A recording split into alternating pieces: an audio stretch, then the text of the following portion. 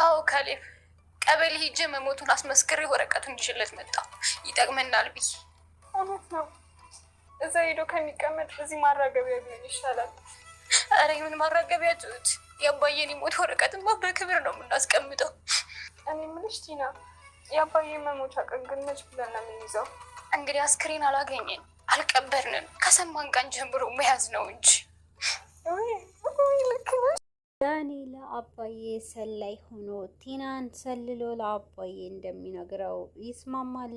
አባዬም ቲናን ማጥቃት እንደሚፈልግና እንድትማር አደርጋታለሁ፣ አንተ ግን ሰላይ ከሆንክ ይቅር እልሃለሁ፣ ላለፈውንም ስህተትህ ይለዋል። የካሌብ አባት አሁን ላይ ዳኒንም ከጎኑ አድርጎ ይቅር ለማለት እያሰበ ይገኛል። ዳኒም ያለምንም ማቅማማት አንተ ብቻ ይቅር በለኝ፣ ላልከው ነገር ሁሉ አደርጋለሁ፣ ለዚህ ሁሉ ጥፋቴ ይቅርታ ካደረክልኝ አባዬ እያለ ሁሉንም ነገር እንደሚታዘዘው ይነግረዋል። የካሌብ አባት እኔም ይቅር እልሃለሁ ልጄ፣ በቃ እንደዛ ከሆነ እናም በህይወት እንዳለሁ ማወቅ የለባትም። እቺ እርኩስ ካወቀች ነገሩን ታበላሸዋለች፣ ለትንሽ ጊዜ ደስታዋን ታጣጥም ይላል የካሌብ አባትም። ካሌብም አባቱንም ናፍቆት መቼ ነው የማገኘው ወደ ቤት ይምጣ እያለ ባለ ሰዓት ትሁትም አባዬ ለትንሽ ጊዜ ራሱን ማረጋጋት ይፈልጋል እና ደግሞ ብቻውንም መሆን ስለሚፈልግ ቲናም እንዳታገኘው ብሎ ነው ብላ ልታረጋጋው ትሞክራለች። ቲና አሁን ላይ ሀሳቤ ተሳካልኝ፣ ህልሜ እውን ሆኖ እያለች ለዳኒም ትነግረዋለች። እዛ ቤት ያለውንም ንብረት ለመካፈል አሁን ላይ ሰርተፍኬት ይዤ እመጣለሁ ብላ ከዳኒን ጋር ትለያያለች። ሄዳም ወረቀት አጽፋ ከዛም በኋላ ወደ ካሌብ ትመለሳለች። ካሌብን ጋር ስትሄድ ትሁትና ካሌብም መጀመሪያም ተነጋግረው ስለነበረ ነገር ግን ካሌብም ይህንን በሚያደርጉ ሰዓት ካሌብ ይሄ ነገር ማመን አልቻለም። በተለይ ደግሞ ትሁትም ከቲና ጋር ስታስመስል እንዴት አድርገሽ ነው ማስመሰሉንም የቻልሽው እያላት ነበረ።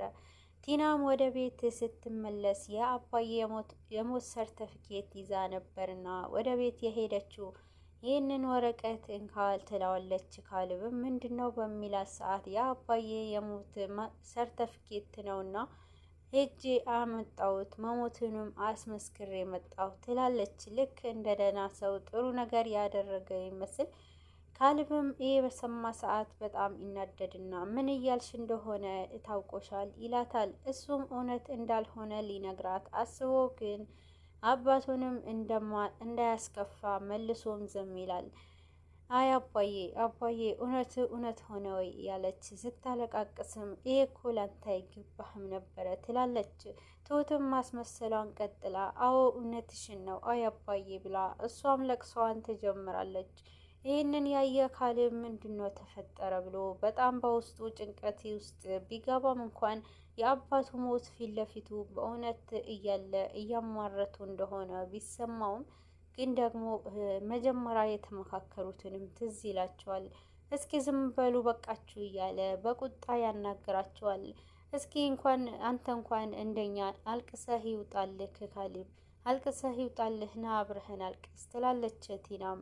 በዛን ሰዓት እናንተ አታሟርቱ በቃ ተውኝ በቃ ይላል።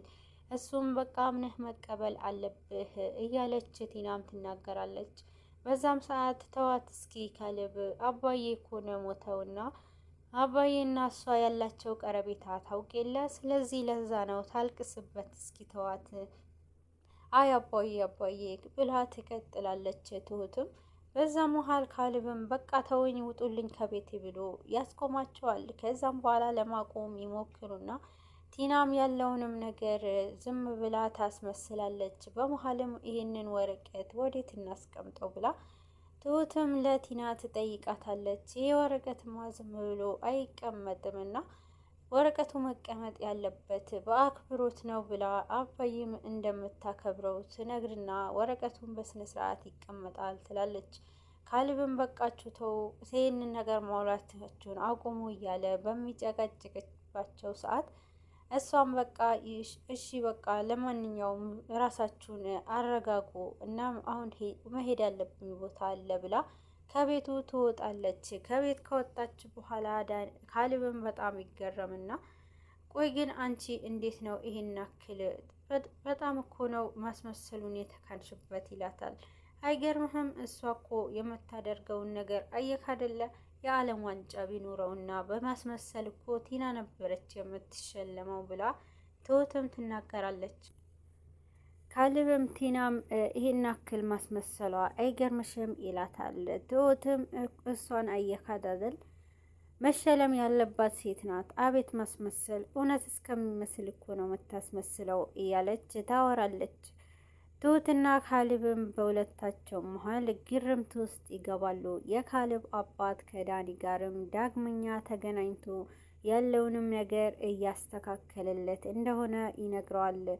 ዳኒም ይህንን እውነት ለአባዬ ስል አደርገዋለሁ ብሎ ቲናንም ይዋሻታል። ቲናም ከካሌብ ጋር ቲናም ከዳኒ ጋር ትገናኛለች። ከነ ካሌብ ጋር ከወጣች በኋላ ዳኒን ታገኘዋለች። ፈገግ ብላ እያየችው ምንድን ነው ይሄ ሁሉ ፈገግታ? ሳቅ በሳቅ እየሆንሽ ነው እያላት ሲጠይቃት እንዴት አልሆን ወረቀቱ እኮ ለካሌብ ሰጠውት ትላለች። ዳኒም ምን የትኛው ወረቀት እያላት የሞት ሰርተፍኬት ነዋ፣ የአባዬ የሞት ሰርተፍኬት እውነት መሆኑንም አረጋግጬ ወረቀቱም ወደ እነሱ ወስጄው አሳየኋቸው ትላለች። ታዲያ እና ምን ተፈጠረ በሚላት ሰዓት ወረቀቱም ስሰጣቸው ካሌብም አምኖ ተቀበለኝ፣ አባቱም እንደሞተ እውነት ስለመሰለው ይህንን እውነት ተቀበለ ትላለች።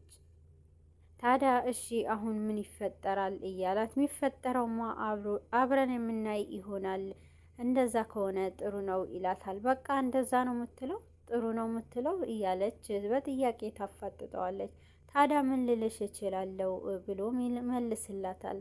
ታውቃለህ ዳኒ የሰሞኑ ሁኔታ ምንም አላማረኝም ትላለች ቲናም ምን ሆንኩኝ እያላት እና አብረንም እንደር በምልህ ሰዓትና ከኔ ጋርም ጊዜ እናሳልፍ ስልክ ምንም አይመቸኝም ብቻ ነው የምትለው። ምንድን ነው ዳኒ የማላውቀው ነገር አለ እንዴ እያለች ቲናም ትጠያይቀዋለች። እረ ምንም የለም ሁኔታዎቹን ነው እንጂ ላንቺ መሰለሽ እንጂ ምንም ነገር የተቀየረ የለም ብሎ ይላታል። ቲናም ካሌብም ቲና ዳኒ እየራቃት እንደሆነ ግልጽ ሆኖላታል። በእርግጥ ዳኒም ካለፈውንም ስህተቱ ለመማር ከቲና ጋር ያለውንም ቀረቤታ እያራቀ ይገኛል። ቲና አሁን ላይ የምትፈልገው ምንም እንኳን የማትጠግበውንም ከሰው የምትፈልገው የሰውንም ላብ ስለሆነ ምንም ነገር እየተሳካላት አይደለም።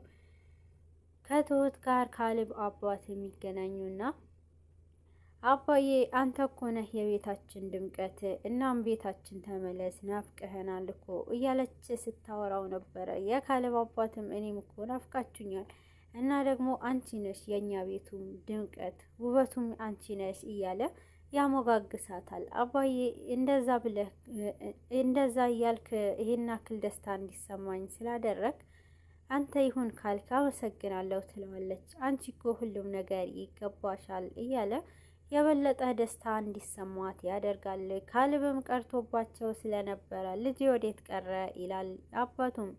ካሌብም ከሩቅ እየመጣ ትሁትም ታየውና እንደውም የውልክ መጣ አባዬ ብላ ታሳየዋለች። የካሌብ አባትም ልጁን በሚያይበት ሰዓት በጣም ደስ ይለውና ብድግ ብሎ ነበርና የተቀበለው። ካሌብም እግሩ ስር ወድቆ አባዬ ይቅር በለኝ እያለ በቲናም መንገድ ቲናም ለሱ ሚስቱ አድርጎ ካገባት በኋላ የአባዬ ስቃይ የጨመረውንም ሁኔታ እያስታወሰ ይቅር በለኝ ይላል። ካሌብም ለአባቱ እረ ልጄ ምንም አታስብ፣ አትጨነቅ፣ እኔ ይቅር ብዬሃለሁ እያለውም ነበረ።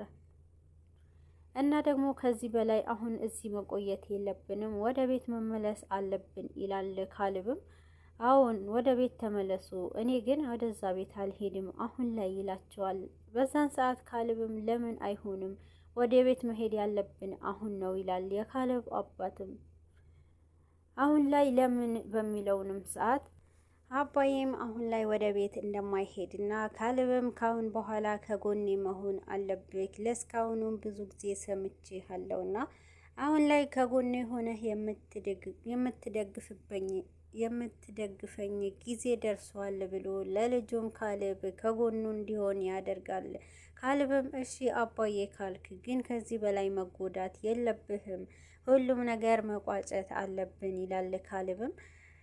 ቲናም በዚህን ሀሳብ ስለደገፈችው አባዬ ጥሩ ነገር ነው ያሰብከው፣ ይህንን ነገር መማር አለባት፣ እሷም በሰው ህይወት እንደምትጫወት ይሄ ነገር ለሌላ ሰው እንደሚጎዳ በደንብ አድርጋ ማወቅ አለባት ብላ እንደምትደግፈው ትሁትም ለአባዬ ትነግረዋለች።